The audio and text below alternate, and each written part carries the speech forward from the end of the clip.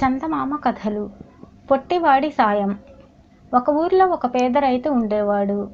ఆ రైతు గ్రామంలో అందరికన్నా ధనవంతుడైన భూస్వామి నుంచి 10 ఎకరాల పొలం కౌలుకు తీసుకున్నాడు.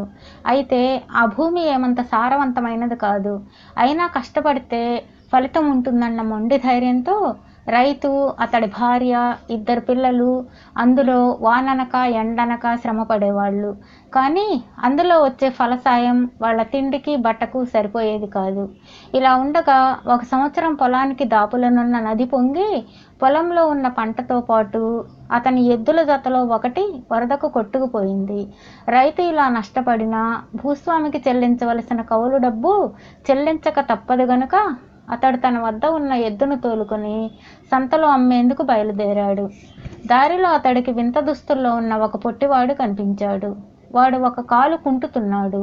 రైతును చూస్తూనే వాడు, కాలుకి దెబ్బ తగిలింది, నడవలేకపోతున్నాను, నాది అటు వెళ్లే దారే, నీ ఎద్దు మీద కొంత దూరం సవారీ చేయనిస్తావా అని అడిగాడు.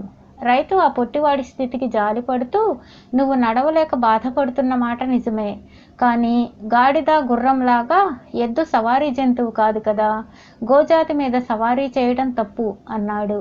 ఆ జవాబుకు పొట్టివాడు దీనంగా ముఖం పెట్టి, చీకటి పడితే ఈ అడవి ప్రాంతాన నేనేమైపోతాను, ఏ క్రూర మృగమే తినేస్తుంది కదా అన్నాడు. ఆ మాటలతో రైతుకు పొట్టివాడి మీద మరింత జాలి కలిగి, సరే ఆపద్ధర్మం అంటూ ఒకటి ఉన్నది కదా అని పొట్టివాడిని ఎద్దు మీద కూర్చోబెట్టాడు. ప్రయాణం కొంత దూరం సాగాక పొట్టివాడు రైతు నుంచి అంతా తెలుసుకొని, నువ్వెంతో దూరం శ్రమపడినందుకు చాలా బాధగా ఉంది, అంత దూరం వెళ్ళడం ఎందుకు, ఈ ఎద్దును నేనే కొంటాను అన్నాడు. రైతు అందుకు సరే అన్నాడు. పొట్టివాడు దుస్తుల్లోంచి ఒక చిన్న మరచెంబు బయటకు తీశాడు. అది కంచుది. దాని మీద పొట్టివాడి రూపురేఖల్లోనే ఉన్న చాలామంది బొమ్మలు చిత్రింపబడి ఉన్నాయి. పొట్టివాడు దాన్ని రైతుకి ఇచ్చి, నీ ఎద్దు ఖరీదు చెల్లించాను, ఇక ఇంటికి తిరిగి వెళ్ళిపో అన్నాడు. అది విని రైతు ఎంతో ఆశ్చర్యపడి, ఈ కంచు మరచెంబు నా ఎద్దు ఖరీదు చేస్తుందా, బాగానే ఉన్నది, మరి నేను భూస్వామికి చెల్లించవలసిన కౌలు డబ్బు ఎక్కడి నుండి తెచ్చేది అని అడిగాడు. పొట్టివాడు పెద్దగా నవ్వి, నా మాట నమ్ము, ఆ మరచెంబు నీ కష్టాలన్నీ తొలగించి సుఖపడేలా చేస్తుంది అంటూ చెంబు మూత తీశాడు. ఆ మరుక్షణం చెంబు లోపల నుంచి అతి శ్రావ్యమైన పాట వినిపించింది. పొట్టివాడు చెంబు మూత ఎప్పటిలా బిగించి, ఒక్క యక్షులు తప్ప అంత మనోహరంగా ఎవ్వరూ పాడలేరు, తెలిసిందా అన్నాడు. అంటే ఈ సంగీతం వింటూ నా ఆకలి, నా పెళ్ళాం బిడ్డల ఆకలి చల్లార్చుకోమంటావా అని అడిగాడు రైతు.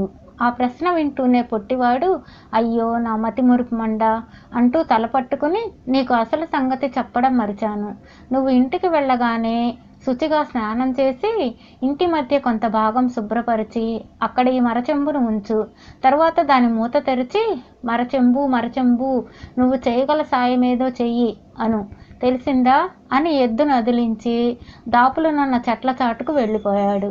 రైతు మరచెంబుతో ఇంటికి తిరిగి వచ్చి సంగతి చెప్పగానే అతడి భార్య దిగులుగా ముఖం పెట్టి, ఏం చేస్తాం, కర్మ, నిన్నెవడో నిలువున మోసగించాడు అన్నది.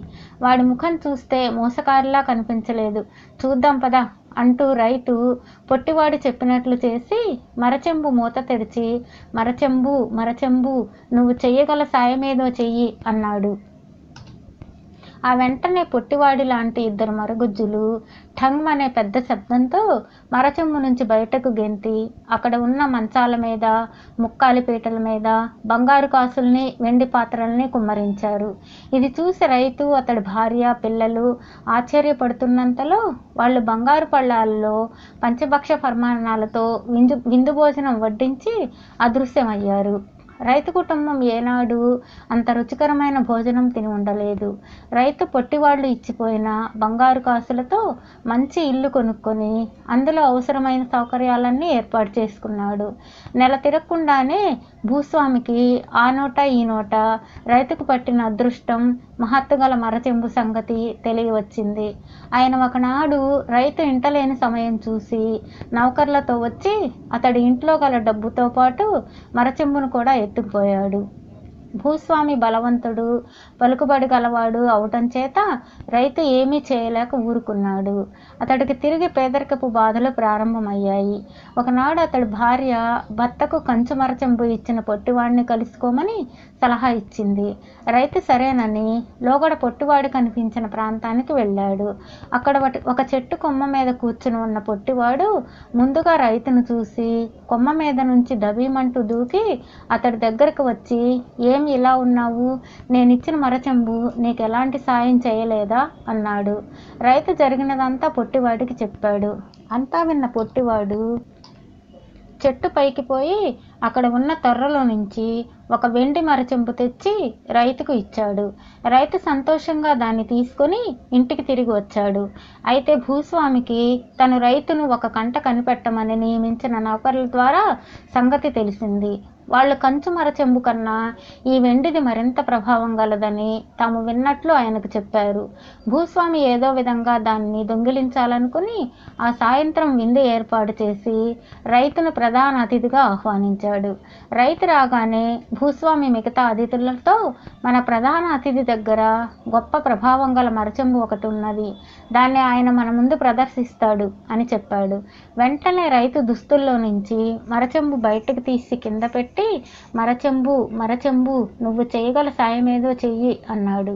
ఆ మరుక్షణం నల్లని రూపాలతో ఇద్దరు మహాకాయులు మరచెంబు నుంచి హుంకరిస్తూ బయటకు దూకి చేతిలో ఉన్న దుడ్డు కర్రతో భూస్వామిని కొట్టసాగారు.